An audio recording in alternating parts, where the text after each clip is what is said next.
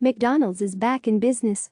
But New York McDonald's says its business is beginning to make a comeback following several months of slumping sales caused by the coronavirus pandemic.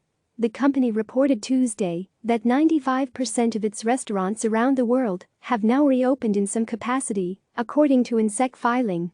This includes 90% of McDonald's (MCD) restaurants in international markets that are now open, up from 45% on April 30.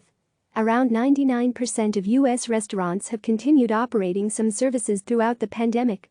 McDonald's said its large number of drive-thru restaurants and investments to support franchise owners helped it weather the crisis. Deliveries and additional marketing helped too. The steps we are taking in response to the pandemic and to accelerate recovery while continuing to serve the great and familiar taste of a meal from McDonald's will position us well for the next phase of this crisis, McDonald's CEO Kempczinski said in the filing, which is meant to give investors an update on the company's business amid the pandemic between quarterly financial reports. U.S. sales fell 19% during the month of April compared to the same period in the year prior, but were down just 5% year-over-year in May, McDonald's said in the filing. In the company's international operated markets, sales dropped nearly 67% from the year prior during April and were down 41% in May.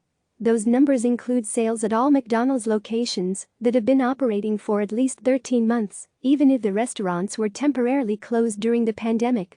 McDonald's said U.S. sales and guest numbers were particularly low during breakfast, something executives lamented on the company's quarterly earnings call in early May. Breakfast had been an increasingly competitive mealtime and many fast food companies, including McDonald's, had invested in new breakfast offerings before coronavirus hit.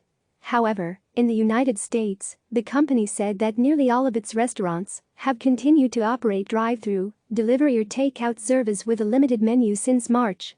More recently, over 1,000 U.S. restaurants reopened their dining rooms with reduced seating capacity. Only around 100 U.S. restaurants remain closed, which the company said is largely due to their unique locations, such as those in shopping malls, that are currently shuttered. In the company's international operated markets, sales during April and May were heavily impacted by temporary restaurant closures in the United Kingdom and France, and, to a lesser extent, in Spain and Italy.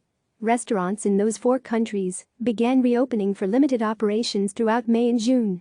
But McDonald's said that in international markets that have remained open, sales trends continue to improve in May.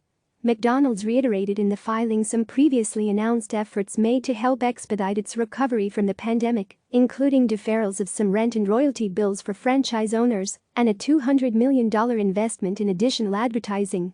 The company last month also released a 59-page manual for franchise operators on how to safely reopen, which outlines the minimum sanitation and social distancing requirements each must meet before allowing customers in dining rooms.